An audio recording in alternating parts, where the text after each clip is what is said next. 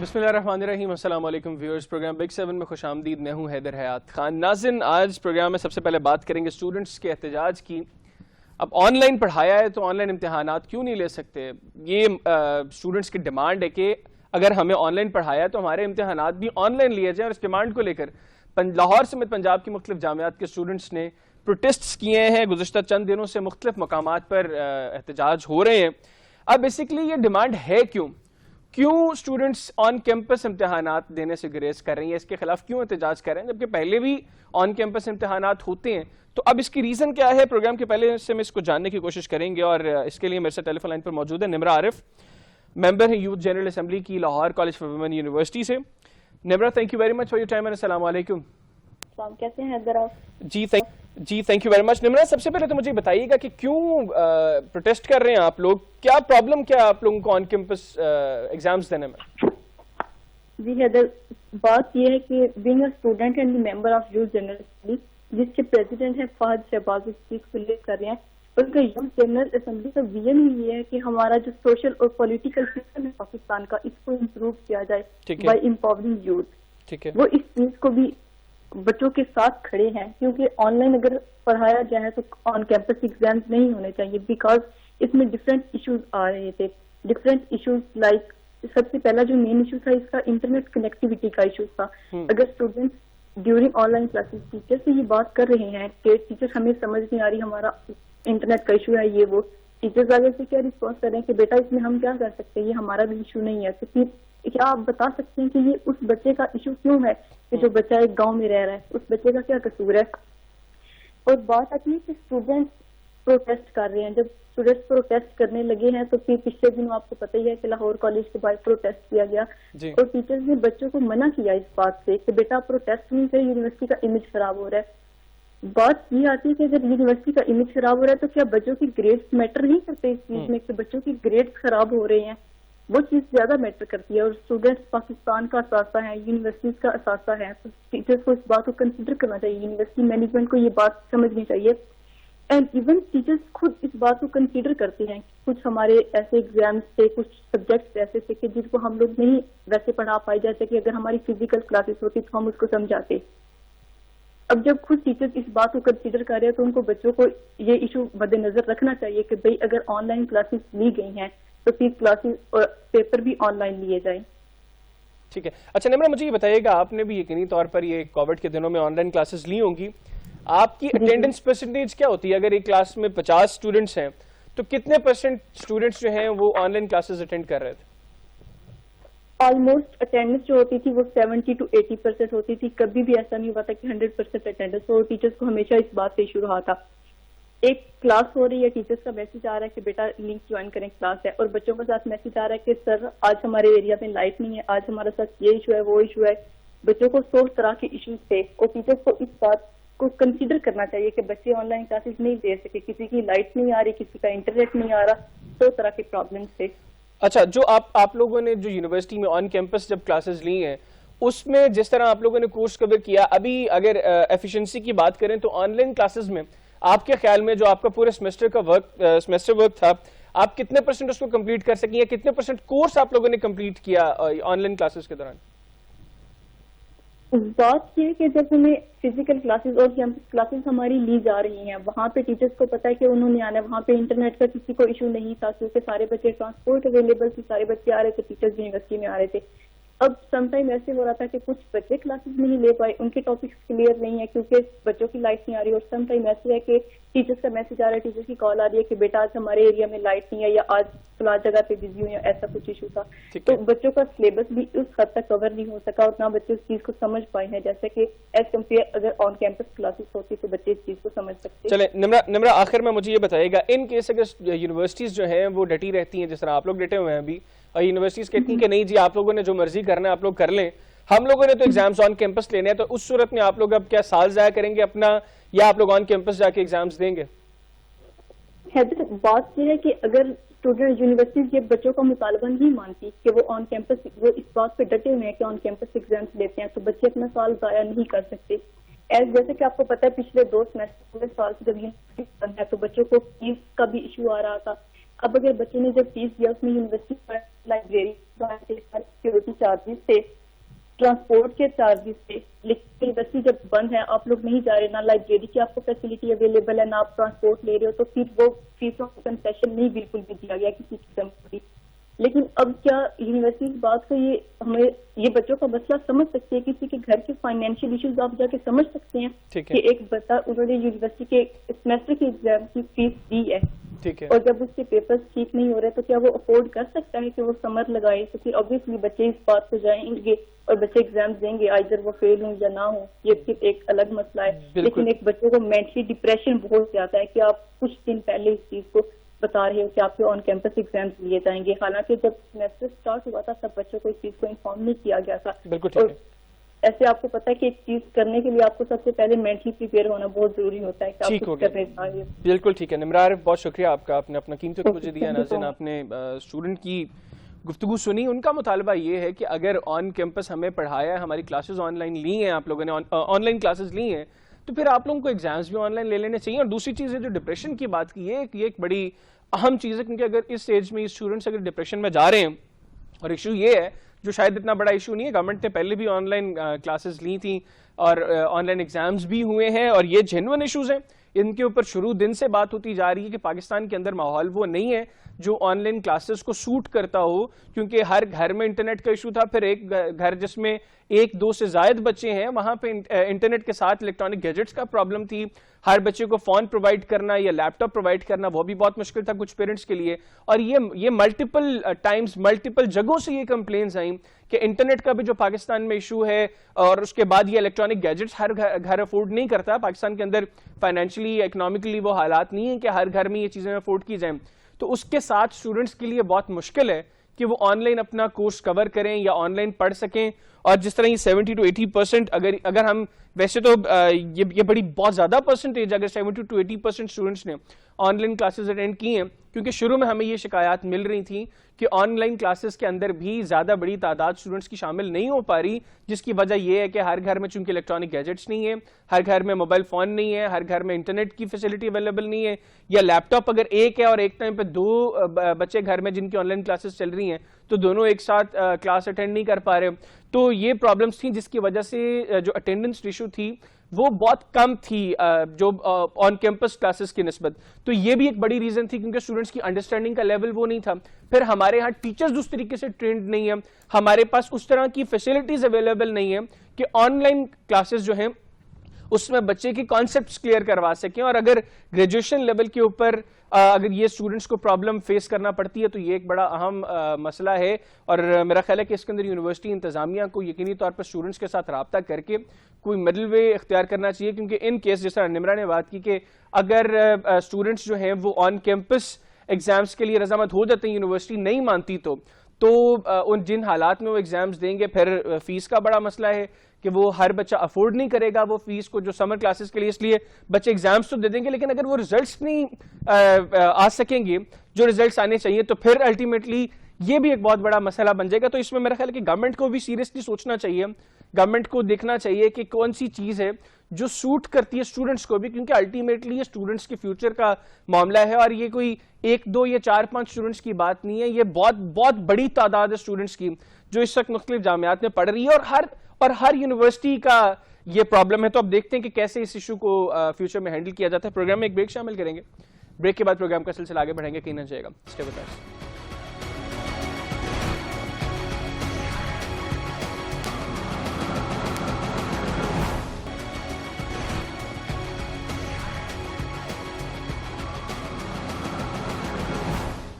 G welcome back after the break. ناظرین, فیصلہ آباد میں ایک دل دہلا دینے والا واقعہ سامنے آیا جہاں 10 سالہ ننھی کومل کو زیادتی کا نشانہ بنایا گیا. اب گھر سے سینے جاتی ہے بازار وہ بچی جس کا پیچھا کرتا ہے ملزم, اس کے بعد دن دہاڑے اس کو زیادتی کا نشانہ بناتا ہے, اور اب وہ بچی تشویشناک حالت میں ہسپتال میں داخل ہے. ہم سب سے پہلے تو دعا کریں گے کہ اللہ پاک اس بچی کو صحت عطا فرمائے. اور پروگرام کی حصے میں اس کے اوپر بات کرتے ہیں. بات کرنے کے لیے ٹیلی فون لائن پر فیصل آباد سے میں جوائن کیا ہے میاں منور اقبال صاحب نے, جو بیورو چیف ہیں 7 نیوز کے فیصل آباد سے. میاں صاحب thank you very much and السلام علیکم.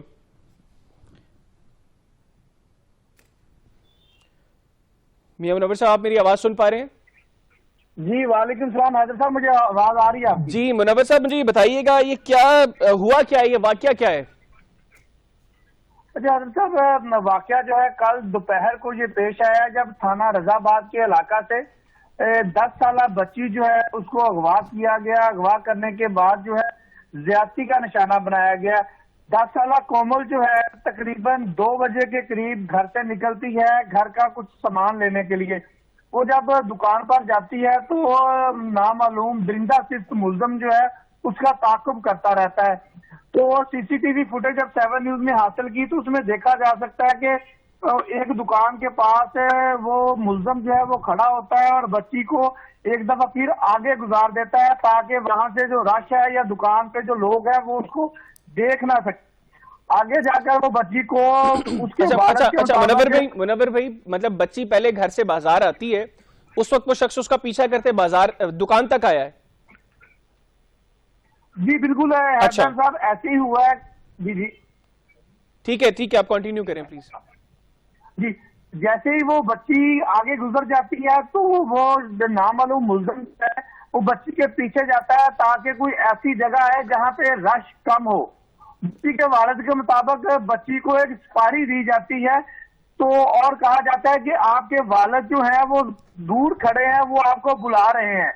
تو 10 سالہ معصوم بچی ہے وہ اس کی باتوں میں آ جاتی ہے تو ملزم جو ہے اس کو پیچھے بٹھا کر وہاں سے لے کر فرار ہو جاتا ہے۔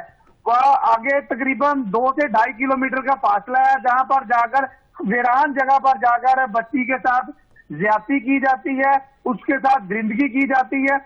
تو اہل علاقہ جو ہے وہاں پر سے گزر رہے ہوتے ہیں، وہ اس ساری صورتحال کو دیکھتے ہیں تو ملزم جو ہے موقع سے فرار ہونے میں کامیاب ہو جاتا ہے۔ کیونکہ گلجان آباد علاقہ ہے، ایک دوسرے کو لوگ جانتے ہیں، تو بچی کو لوگوں نے پہچان لیا اور والد کو اطلاع کی کہ بچی کو جو ہے تشویشناک حالت میں یہاں پڑی ہوئی ہے، زیادتی کا نشانہ بنایا گیا۔ فوری طور پر غلام محمد ہاسپٹل ہے تھانے کی حدود میں ہی، وہاں پر بچی کو لے جایا جاتا ہے۔ یہاں پر بچی کی حالت جو وہ انتہائی تشویشناک ہوتی ہے اور عینی شاہدین جو ہے ان کا یہ کہنا ہے کہ خون میں لت پت جو ہے وہ بچی وہاں پر پڑی ہوئی تھی جب اس کو دیکھا گیا۔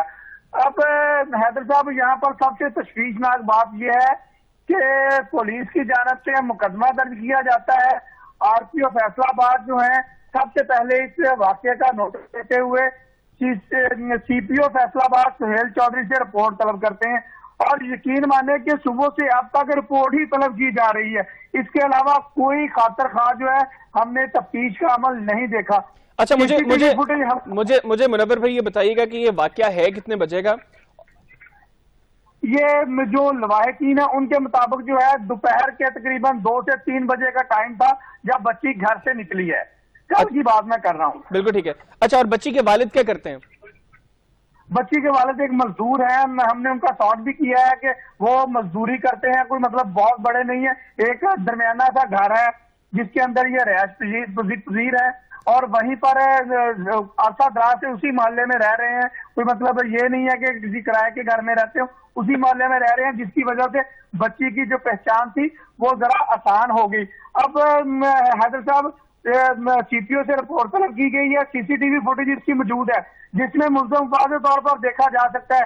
پولیس نے تاحال نادرا سے رابطہ ہی نہیں کیا۔ ہم نے نادرا کیس جو فیصلہ آباد میں افیشل ہے ان سے رابطہ کیا، ہم نے ان سے جاننے کی کوشش کی کہ کوئی ایسی پولیس کی جانب سے کوئی تصویر آپ کو دی گئی ہو یا کوئی ایسا کلو دیا گیا ہو جس سے آپ اس ملزم کی شناخت کر سکیں، تو ان کا یہ کہنا تھا کہ ہمیں پولیس کی جانب سے کوئی بھی کسی قسم کی کوئی تصویر نہیں دی گئی۔ اب مجھے حیرت ہوئی ہے اس بات پر کہ وزیر اعلیٰ پنجاب عثمان بزدار نے اس واقعے کا نوٹس لیا، آئی جی پنجاب نے اس واقعے کا نوٹس لیا، آپ کی فیصلہ آباد نے اس واقعے کا نوٹس لیا اور تاحال کسی کو یہ توفیق نہیں ہوئی کہ جو تصویر ہے وہی نادرا کو دے دے تاکہ ملزم کو گرفتار کیا جائے۔ نہیں تو منور صاحب آپ کی اس حوالے سے پولیس حکام سے بات ہوئی ہے، کیوں انہوں نے اس چیز کو ابھی تک پرسو نہیں کیا؟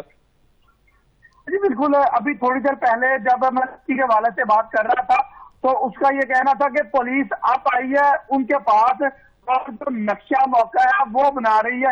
اس کے علاوہ ابھی تک پولیس نے ان کے ساتھ کوئی رابطہ ہی نہیں کیا سرے سے۔ اچھا مطلب کہ واقعہ کل دوپہر میں ہوا ہے اور پولیس اب گئی ہے ان کے گھر؟ ہم ابھی بچی کے والد سے بھی رابطہ کرنے کی کوشش کر رہے ہیں لیکن ان سے رابطہ ہو نہیں پا رہا، تو پولیس کل کے واقعے کا نقشہ واقعہ اب بنانے اب وہ پہنچی ہے وہاں پہ. دیکھیے حیدر یہ ٹیکنیکلی پولیس کی بات اپنی جگہ پہ درست ہو سکتی ہے کہ جب واقعے کا مقدمہ درج کیا جائے اس کے بعد جو ہے اس کا نقشہ بنایا جاتا ہے, لیکن نقشہ بنانا اتنا ضروری نہیں ہے. ہم ٹیکنیکلی گراؤنڈ پر تو اس کو کہہ سکتے ہیں کہ یہ بات درست ہے, لیکن اس طرح کے کیس میں نقشہ بنانا ضروری نہیں ہوتا. اس طرح کے کیس میں ملزم کو گرفتار کرنا ضروری ہوتا ہے. جس درندہ صرف ملزم سے یہ درندگی کی گئی ہے وہ ننھی کلی تھی جو باہر کھیل رہی تھی یا گھر کا سامان لے گئی تھی. اصل کام پولیس کا فوری طور پر ملزم کو گرفتار کرنا تھا. سب سے پہلے تو پولیس کا کام ہے تحفظ فراہم کرنا. اگر پولیس اس میں ناکام رہی ہے تو اس واقعے کو جب چیزیں کلیئر ہیں سی سی ٹی وی فوٹیج کے اندر, اس درندہ صفت انسان کو, بلکہ انسان بھی کہنا اس کو درندہ صفت ہے جو, اس کو انسان بھی کیا کہنا, اس کی شکل واضح طور پر دیکھی جا سکتی ہے. اور جب سی ایم صاحب نے بھی نوٹس لے لیا, اگر پولیس خود کچھ نہیں کرنا چاہ رہی تھی تو اس کا مطلب ہے کہ فیصلہ آباد کی پولیس پنجاب حکومت کی بھی کو سیریسلی نہیں لے رہی, اس کے احکامات کو بھی, اس کے انسٹرکشنز کو بھی سیریسلی نہیں لیتی. جی بالکل حیدر صاحب, بالکل حیران کن بات ہے یہ کہ اگر وزیر اعلیٰ پنجاب کے نوٹس کے بعد بھی فیصلہ آباد کی پولیس نے حرکت میں نہیں آنا تو پھر میرے خیال سے ان کو سو ہی رہنے دینا چاہیے اور ہمیں انتظار کرنا چاہیے کہ خدا نہ خواستہ کوئی ہوا کی بیٹی کو اور درندگی کا نشانہ بنائے گا. اور ہم نے عموماً دیکھا ہے حیدر بھائی کہ زیادتی کے بعد جو ہے ملزمان جو ہے ننھی کلیوں کو مسل دیتے ہیں, ان کو قتل کر دیا جاتا ہے. تو اس طرح کے واقعے کا شاید فیصلہ آباد کی پولیس جو ہے وہ انتظار کر رہی ہے کہ کوئی بڑا واقعہ ہو اور پھر ملزمان کو گرفتار کیا جائے. اور میرا خیال ہے کہ جس طرح پورے پاکستان کے اندر ابھی ایک لہر چل گئی ہے ان واقعات کی, اس کے بعد پولیس کو تو بڑا سیریسلی اس معاملے کو دیکھنا چاہیے تھا. آخر میں منور بھی مجھے آخر میں یہ بتائیے گا کہ بچی کے والد سے جو آپ کی گفتگو ہوئی ہے, ہم بھی کوشش کر رہے ہیں, ابھی بھی پروڈیوسر صاحب کوشش کر رہے ہیں لیکن ان سے رابطہ نہیں ہو پا رہا, لیکن آپ کی جو گفتگو ہوئی ہے بچی کے والد سے, وہ کیا کہہ رہے ہیں کہ ایک تو بچی کی طبیعت ٹھیک ہے, اور دوسرا مجھے یہ بتائیے گا کہ پولیس کی جو ابھی تک کی تفتیش ہے یا پولیس کی جو ابھی تک کی کارروائی ہے اس سے بچی کے والد کا کیا کہنا ہے, وہ مطمئن ہے یا وہ بھی کہہ رہے ہیں کہ پولیس کچھ نہیں کر رہی, کوئی کوآپریٹ نہیں کر رہی ان کے ساتھ کسی طرح بھی؟ جی حضرت صاحب, ابھی تھوڑی دیر پہلے جو ہے ہم نے جب بچی کے والد سے رابطہ کیا تو پولیس جو ہے وہ موقع پر موجود تھی اور وہ کہہ رہے تھے کہ پولیس جو ہے وہ موقع دیکھنے کے لیے ہمارے پاس آئی ہوئی ہے. شاید اسی وجہ سے وہ آپ سے بات بھی نہیں کر پا رہے کیونکہ وہ سارا ابھی تو اس سچویشن میں شاید وہ ہو بھی نہ کہ کوئی بات جو ہے وہ کلیئر کٹ بتا سکے ہمیں. لیکن ان کا یہ کہنا ہے کہ بچی کی حالت جو ہے وہ اللہ کا شکر ہے کہ اب خطرے سے باہر ہے, لیکن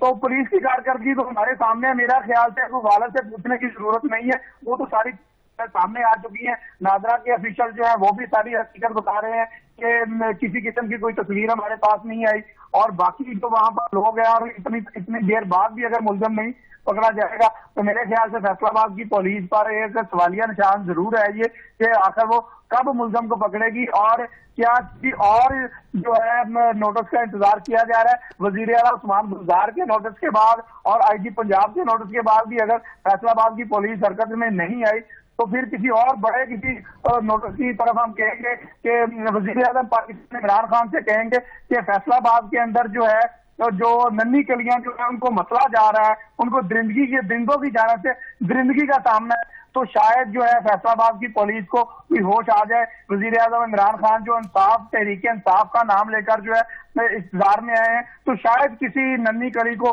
پھر انصاف مل جائے. لیکن اگر ہم وزیر اعلیٰ پنجاب کی حد تک رہیں تو میرے خیال سے اس طرح کی کوئی چیز بھی جو ہے ابھی تک ہمارے دیکھنے میں نہیں آئی کہ ان کے نوٹس کے بعد جو ہے کوئی بہت بڑی ہلچل فیصلہ آباد پولیس میں آئے اور ملزم کو گرفتار کر لیا جائے. بالکل ٹھیک ہے منور اقبال صاحب, بہت شکریہ آپ کا, آپ نے اپنا قیمتی وقت مجھے دیا. ناظرین, یہ حیران کن بات ہے کہ پاکستان کے اندر جس تیزی سے یہ واقعات ہو رہے ہیں اس کے بعد جس طرح سوشل میڈیا کے اوپر ان کے اوپر ڈسکشن ہو رہی ہے, پھر گورنمنٹ کے اوپر بھی ایک پریشر ہونا چاہیے.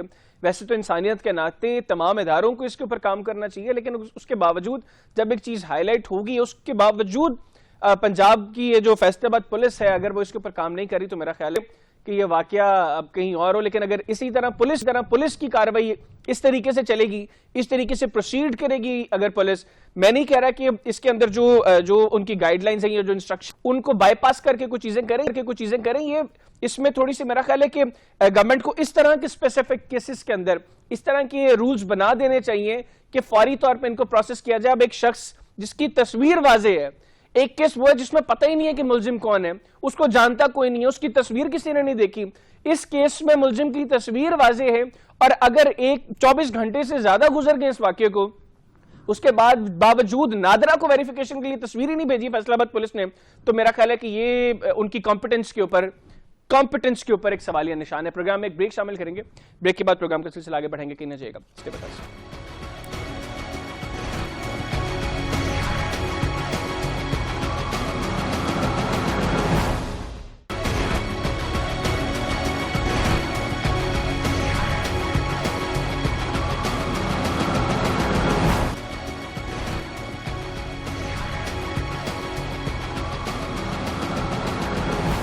جی welcome back after the break. ناظرین, وفاقی حکومت نے اپوزیشن جماعتوں کو احتجاج کے لیے ریڈ زون میں اجازت دے دی ہے.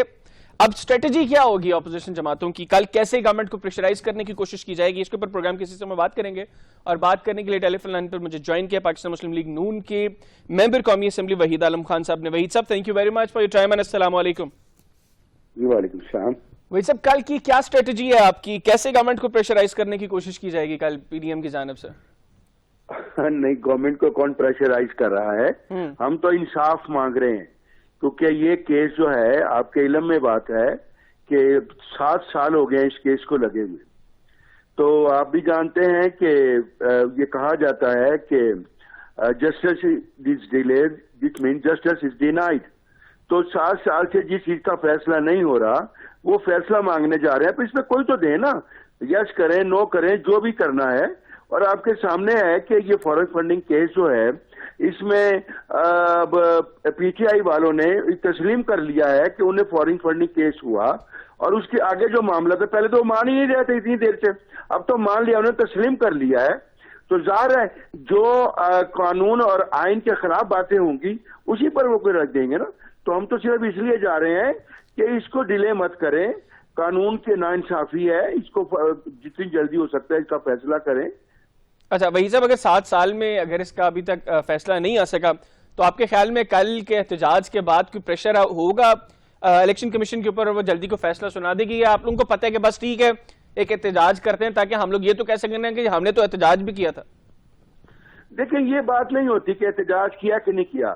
بات یہ ہوتا ہے کہ جو بات جو ہو رہی ہے اس کو لوگوں تک پہنچانا, اور یہ ایک ایسا ذریعہ ہے لوگوں تک پہنچانے کا کہ ہم اس بات میں بھی جو لوگ سوال اٹھا رہے ہیں کہ انہوں نے ایسے معاملات کیے جس کی قانون اور آئین اجازت نہیں دیتا تھا, اس میں معاملہ چل رہا تھا, ہم لوگوں کی آواز کو اٹھا رہے ہیں, یہ بتانا ہوتا ہے. اور یہی ایک طریقہ کار ہے, مہذب طریقہ کار ہے کہ کسی کو بتایا جائے کہ آپ یہ کام غلط کر رہے ہیں, اس کو جلد سے جلد نپٹا دیں.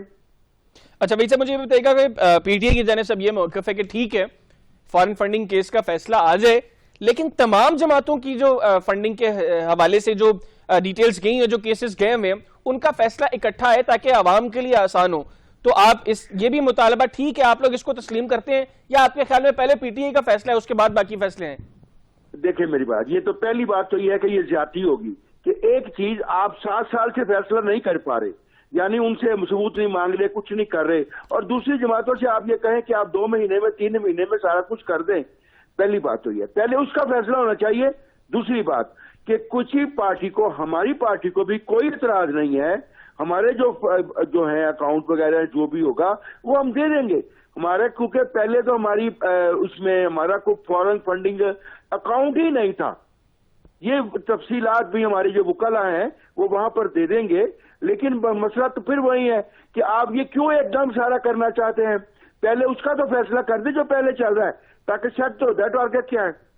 اچھا بھائی صاحب, مین اسٹریم پی ڈی ایم کی جو مین اسٹریم لیڈرشپ ہے اس میں سے کون کون کل کے احتجاج میں حصہ لے رہا ہے؟ سارے ہوں گے, سب ہوں گے. بلاول صاحب, مولانا فضل الرحمان بھی ہوں گے, بلاول بٹی بھی ہوگا, سب تقریباً سب لوگ ہوں گے. اچھا ٹھیک ہو گیا. اور آخر میں مجھے یہ بتائیے گا وحید صاحب, ابھی گورنمنٹ جس طریقے سے اپوزیشن کے ان احتجاجوں کے اوپر جس طرح ریئیکٹ کر رہی ہے, ایک پکچر یہ سامنے آ رہی ہے کہ شاید جو پی ڈی ایم نے جس طریقے سے اپنا بیانیہ شروع کیا, پہلے استعفوں کی بات کی, پھر سینٹ الیکشنز کے بائیکاٹ تک معاملہ چلا گیا, پھر استعفوں پہ یو ٹرن لیا, پھر سینٹ الیکشنز کے اندر بھی واپسی آ گئی, تو شاید اب اس کے بعد جو ایک پریشر ڈیولپ ہوا تھا گورنمنٹ کے اوپر, وہ پریشر اب آہستہ آہستہ کم ہوتا جا رہا ہے.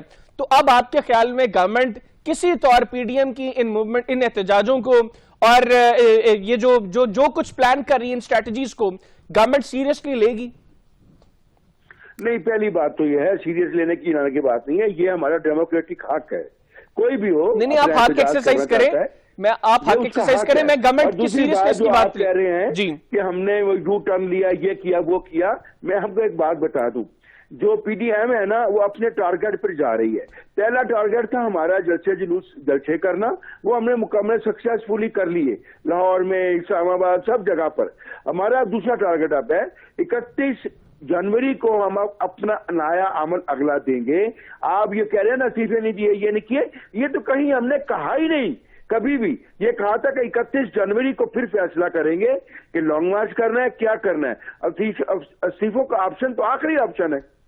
اچھا، ویسے کرونا کے ان حالات کے اندر جب کرونا کیسز اس قدر بڑھ رہے ہیں، اب ایک تو بلیم گیم ہے نا کہ جی گورنمنٹ بھی کرتی ہے یا اپوزیشن کرتی ہے، آپ کے خیال میں اس طرح کی، میں آپ کی پرسنل رائے جاننے کی کوشش کر رہا ہوں کہ اس طرح کی کسی فیصلے کے اوپر جب دھرنے یا احتجاج کی کوئی کال یا لانگ مارچ کی کوئی کال وہ سوٹ کرے گی لوگوں کو اور لوگ نکلیں گے ان حالات میں باہر؟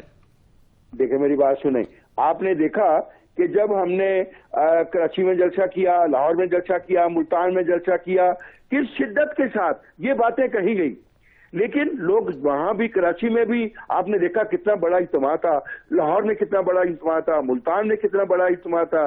یہ لوگوں کی اپنی سوچ ہے. لوگ یہ سمجھتے ہیں کہ ٹھیک ہے وہ ایک جو ہے ایک جو کرونا کا سامنا ہے وہ اپنی جگہ پر ہے، لیکن لوگ یہ بھی سمجھتے ہیں کہ اس وقت جو ملک جس حالات سے گزر رہا ہے، جس طرح کی لوگوں کی معاشی حالت پر قدغن لگائی جا رہی ہے، وہ بیچارے مجبور ہو کر اپنے اظہار کے لیے باہر آ رہے ہیں. بالکل ٹھیک ہے. وحید عالم خان صاحب بہت شکریہ آپ کا، آپ نے اپنا قیمتی وقت مجھے دیا. ناظرین اب کل دیکھنا پڑے گا ایک تو پی ڈی ایم کی مین اسٹریم لیڈرشپ میں سے کون کون اس احتجاج میں جاتے ہیں، پھر اس احتجاج کا امپیکٹ کیا پڑتا ہے، الٹیمیٹلی اچیو کیا کرے گی اس احتجاج سے پاکستان ڈیموکریٹک موومنٹ. اور اس کے بعد جو نیکسٹ اسٹریٹجیز ہیں، جو اب 31 جنوری کی جو ڈیڈ لائن ہے، یہ اس ڈیڈ لائن کے بعد جو نیکسٹ اسٹریٹجی ہے وہ کیا ہوگی، کس ڈائریکشن میں جائے گی پی ڈی ایم، اس کو آگے چل کے دیکھتے ہیں. بڑھتے ہیں اپنی اگلی سٹوری کی جانب. بڑی انٹرسٹنگ سٹوری ہے. ہم لوگ بڑے عرصے سے بات کر رہے تھے کہ 2019 کے بھارتی انتخابات جو ہیں وہ ایک سپانسرڈ انتخابات تھے، جس میں بھارت کی آرمی، بھارت کی اسٹیبلشمنٹ، بھارت کی تمام ایجنسی، بھارتی میڈیا وہ فلی بی جے پی کے سپورٹ کے لیے سامنے آئے. اور اس کے بعد جس طریقے سے جو واقعات ہوئے، وہ ایک سیریز آف ایونٹس جو تھیں وہ ساری اس طریقے سے پلان کی گئیں کہ جس میں ماحول کو بی جے پی کے لیے سازگار بنایا جائے، جس کا رزلٹ بھی ان کو الٹیمیٹلی مل گیا. لیکن اب ہوا کیا انتخابات کے اندر، انتخابات سے پہلے کی اگر بی جے پی کی کارکردگی کے اوپر بات کریں تو بری طرح بھارت کا بیڑا غرق کیا بی جے پی نے. لیکن فیگرز غلط دکھائے گئے، معاشی فیگرز جو ہے وہ گر رہے تھے. یہاں پہ چیزوں کو ایگزیجریٹ کر کے دکھایا گیا کہ حالات بہت اچھے ہو رہے ہیں اور بھارت پتہ نہیں کیا آنے والے مستقبل کے اندر معاشی طور پہ پتہ نہیں کس قدر مضبوط ہو کر سامنے آئے گا. لیکن جیسے ہی 2019 کے انتخابات ہوئے اس کے بعد حقیقت سامنے آئی کہ یہ فیگرز غلط تھے. غلط طریقے سے بی جے پی کی سپورٹ کے لیے یہ ساری چیزیں سامنے کی گئی اور ساری چیزیں اس طریقے سے پلان کی گئی. پھر دوسری چیز، بھارت کے انتخابات کے اندر جو سب سے زیادہ بکنے والا منجن ہے وہ اینٹی پاکستان نیریٹو ہے. تو بھارت کی بی جے پی نے جو ایکسٹریمسٹ ہندوتوا کا پرچار کرنے والی جماعت ہے، اس نے اپنی فوج کے ساتھ مل کر یہ چیزیں پلان کی کہ کس طریقے سے پاکستان کے خلاف ماحول یہاں پر بنایا جائے. اس وقت ایک آڈیو لیک بھی سامنے آئی جس میں اس وقت کے جو ان کے ڈیفنس منسٹر ہیں اور ہوم منسٹر ہیں وہ پلان جیسے کر رہے تھے اس ایونٹ کو، پلوامہ کا جو ایونٹ تھا وہ چیزیں بھی سامنے آئی. اور اب پھر بعد میں دیکھا جب ہم لوگ بھی یہ بات کرتے رہے، پلوامہ واقعہ بھی ابھی وہ جو بلاسٹ کی آواز تھی وہ شاید مکمل طور پر ختم نہیں ہوئی تھی اور بھارت کی جانب سے پاکستان پر الزام لگا دیا گیا تھا. اب یہ چیزیں سامنے آئیں جب ارناب گوسوامی کی واٹس ایپ لیک ہوئی اور پتا چلا اس کی کنورسیشن لیک ہونے سے کہ کس طریقے سے یہ ساری چیزیں پلان کی گئی تھی اور پاکستان کے خلاف ماحول بنایا گیا تھا. تو اس کے اوپر پروگرام کے حصے سے میں بات کرتے ہیں اور بات کرنے کے لیے ٹیلی فون لائن پہ مجھے جوائن کیا بریگیڈیئر ریٹائرڈ غضنفر علی صاحب نے، سینئر ڈیفنس اینالسٹ ہیں. بریگیڈیئر صاحب thank you very much for your time and السلام علیکم. بریگیڈیئر صاحب آپ بھی یہ بات کر رہے تھے، ہم لوگ بھی یہ بات کر رہے تھے، اب تو چیزیں کرسٹل کلیئر ہو گئیں کہ پلوامہ کا واقعہ ان کا اپنا پلانڈ واقعہ تھا، مقصد پاکستان کے اوپر الزام لگانا تھا، وہ تب تو لگا دیا. اب جب بھارت کے فوجیوں کو اس چیز کا علم ہو گیا کہ ہماری حکومت اور ہماری فوج کی جو اپر ہائرارکی ہے وہ اپنے کسی بھی مقصد کو اچیو کرنے کے لیے ہم لوگوں کو بھی آگے کر دیں، بلی کا بکرا بنا دیں گی. تو سب سے پہلے تو مجھے یہ بتائیے گا کہ وہ فوج جو پہلے کسی قابل نہیں ہے وہ اس واقعے کے بعد ان کا مائنڈ سیٹ کیا ہوگا؟ بہت بہت شکریہ. دیکھیں یہ تو چیزیں پلوامہ کے بعد صرف پاکستان یا میں اور آپ نہیں کہتے بلکہ بھارت کے اندر بہت سارے لوگ تھے جس میں ایک بہت بڑا آرٹیکل آیا جو پروفیسر اشوک نے لکھا تھا. جی انہوں نے اس کو ٹیبولیٹ کیا، انہوں نے اس کو باقاعدہ ڈسکس کیا. پھر ان کا ریٹائرڈ فوجی افسر تھے جنہوں نے آگے یہ انسیڈنٹ ہے بھارت نے خود کروایا ہے. اور اس سے پہلے جب تاج ہوٹل کا واقعہ ہوا تھا تو آپ کو یاد ہے تاج ہوٹل کے واقعے کے بعد ایک کتاب آ گئی تھی بیٹریل آف انڈیا کے نام سے جو باہر کے جرمن آتھر تھے انہوں نے لکھی، اور وہ بڑی پرائز وننگ کتاب تھی جس میں انہوں نے تمام ثبوتوں کے ساتھ یہ کہا کہ یہ جو تاج ہوٹل کا واقعہ یہ انڈیا نے خود کروایا ہے، لاہور نے کیا، بھارت نے کیا، CIA نے کیا، اس کو پلان کیا، اس کو ایگزیکیوٹ کیا. تو بھارت میں گندا کیا جب سے نریندر مودی جیسے دہشت گرد ہٹلر کے جو ناجائز بھائی ہے جب سے وہ آیا ہے اس وقت سے تو بھارت کے اندر دہشت گردی عروج پہ، اور دہشت گردی صرف مسلمانوں کے لیے نہیں ہے، اس دہشت گردی وہ اپنے فوجیوں کو مروا رہے ہیں، اپنے سویلین کو مروا رہے ہیں، اپنے دوستوں کو مروا رہے ہیں. یعنی آپ نے دیکھا ابھی جو وہ ان کا سب سے فرنٹ لائن ایک اینکر تھا ارنب گوسوامی، عورت کی خودکشی کے الزام میں گرفتار کیا گیا. اب یہ تو چھوڑے، یہ جو اس کو لیک جو اس نے کہا اور جس طرح وہ انوالو تھا اور جس طرح وہ نریندر مودی نے اس کو پیسے دیے، را نے اس کو پیسے دیے، تو یہ تمام اس قسم کے کارٹون قسم کے اینکر، اس قسم کے ان ایجوکیٹڈ اور لو کلاس اینکر جو ہے وہ تو آپ کو انگلش چینل پہ نظر آئیں گے. اب بھارت کے فوج کے اندر آپ بات کریں تو وہ بھی انہیں کے فالوورز ہیں. یعنی بھارت کا جو پرانا چیف آف آرمی اسٹاف تھا وہ بھارت کی جو ہندوتوا کی جو دہشت گردانہ پالیسیاں تھی، جو سیکولر ٹیررزم تھا، وہ اس کا بہت بڑا لیڈر تھا، بہت بڑا سپورٹر تھا. اس نے تو بہت زیادہ ایسے سیاست میں آگے انڈیا کی دہشت گردی کو پالیسی کو سپورٹ کرتے ہوئے بیان دیے کہ انسان کی آج ایک فوجی کی آج آج سے ویسے شرم سے گر جاتی ہے، اسی لیے اس کو سیاسی رشوت کے طور سے آپ نے دیکھا کہ اس کو چیئرمین CBS جو نیا ایک ڈپارٹمنٹ بنایا تو پہلے وہ بھارت کی فوج کو کنٹرول کر رہا تھا، اب ایئر فورس نیوی کو بھی کے اندر ہی دہشت گردی پھیلانے کے لیے اس کو CBS بنا دیا گیا. بھارت کے فوجیوں کی آپ دیکھیے کتنی ویڈیو سامنے آئی ہے، کسی جو کوئی کھانے کی شکایت کر رہا ہے، کوئی فتیش کی شکایت کر رہا ہے، کوئی گالیوں کی شکایت کر رہا ہے، کوئی اپنا سیاستدانوں کو گالیاں دے رہا ہے. تو یہ کوئی پولیس جس کو ہم کو مار پیٹ ہوئی ہے فوجیوں کا بھی ایک فوجی کی ویڈیو آئی ہے جس نے کہا کہ مجھے پولیس پکڑ کے لے گئی اس لیے کہ ہمارا کسی جھگڑا تھا، انہوں نے مارا پیٹا. تو یہ جو چیزیں ہیں یہ تو بھارت کے فوج کے اندر لوگوں کو کم از کم اتنا تو سوچنا چاہیے کہ کیا اتنی ذلیل کمینی تھرڈ کلاس دہشت گرد فیشسٹ ایکسٹریمسٹ لیڈرشپ ہو سکتی ہے بھارت کی جو ان کے فوجیوں کا خون بہا رہی ہے؟ اور ان کے فوجیوں کا خون اس لیے بہا رہی ہے کہ وہ الیکشن جیت سکے. اس سے بڑی کمینگی، اس سے بڑی زیادہ ولادت، اس سے بڑی دہشت گردی، اس سے بڑا ایکسٹریمزم، اس سے بڑی ایکسپلائٹیشن کسی ملک میں ہو سکتی ہے کہ آپ اپنے فوجیوں کو مروائیں؟ اگر ہو سکتی ہے تو امریکہ میں ہو سکتی ہے جہاں انہوں نے 9/11 کر کے اپنے ہی لوگوں کو مروایا جس میں موساد شامل تھی، CIA شامل تھی، تو اس کے روز سے را لیڈ لیتی ہے. اس کے امریکن نے مروایا، جارج W بش نے اپنے ملک کو لوگوں کو مروایا، فالس فلیگ آپریشن کر کے تو ہم بھی مرواتے ہیں. اس طرح ہم بریگیڈیئر صاحب جب کسی فوجی کو یہ پتا چلتا ہے جو آپ نے ساری باتیں کہیں کہ جب کسی فوجی کو اب یہ پتا چل گیا کہ یار میرے ملک کی جو حکومت ہے اور میری فوج کی جو اپر ہائرارکی ہے وہ مجھے کسی بھی وقت بلی کا بکرا بنا سکتی ہے، تو اس فوجی کا مورال کیا ہوگا؟ فوجی کا مورال تو ڈاؤن ہونا چاہیے، لیکن فوجی بڑے اس معاملے میں ان کو بلیک میل ہی کہوں گا کیا جا سکتا ہے. کوئی نیشنلزم کا لیکچر دے کے، کوئی دھرتی کا لیکچر دے کے، کوئی جھوٹ کا سہارا لے کے. تو انڈیا کا پرانا چیف آف آرمی اسٹاف جو سب سے بڑا جھوٹا اور کمینہ انسان تھا، وہ بپن راوت جس کا نام ہے، وہ لوگوں کو ایکسپلائٹ کرتا تھا، وہ جھوٹ بولتا تھا، وہ تقریریں جھوٹ پہ اوپر بیس کر کے کرتا تھا. اس نے بھارت کی جو پولیٹیکل دہشت گردانہ فلاسفی ہے اس کا وہ حصہ تھا، وہ اس کا لیڈر تھا، وہ سیفرون ٹیررزم کو لیڈ کرتا تھا. بھارت کی فوج خود بھی تو دہشت گردی میں انوالو رہی ہے نا. جب کرکارے تھا جو اینٹی ٹیررسٹ کا ہیمنت کرکارے جی وہ ڈائریکٹر تھا، اس کو انہوں نے مارا، اس کو بھارت کی فوج نے مارا نا. بالکل ایسے تو اس کنکلوژن پہ پہنچ گیا تھا کہ وہ جو سمجھوتا ایکسپریس کے اندر جو بلاسٹ ہوا ہے اس کے اندر بھارت کی آرمی انوالو ہے. وہ RDF ایکسپلوسیو جو چلایا گیا تھا وہ راجوری میں ایک